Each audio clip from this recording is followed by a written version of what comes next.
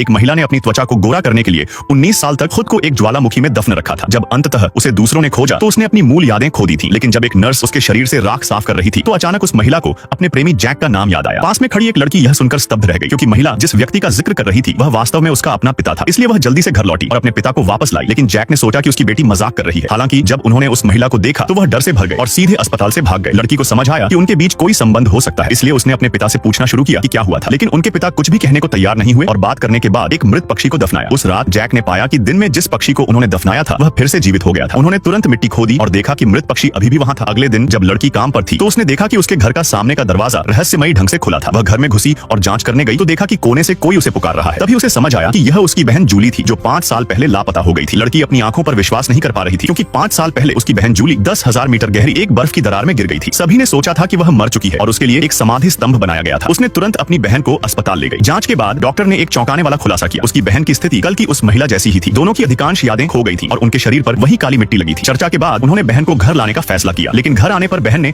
अपने परिवार के प्रति बहुत ठंडा व्यवहार किया। वह अकेले अपनी समाधि के पास गई जहां वह मृत पक्षी बैठा था। बहन ने अपना हाथ बढ़ाया और पक्षी उसके हाथ पर आकर बैठ गया। लड़की ने यह सब देखा। सच्चाई का पता लगाने के लिए वह तुरंत घर लौटी और देखा कि फर्श की तख्ती के नीचे कुछ है।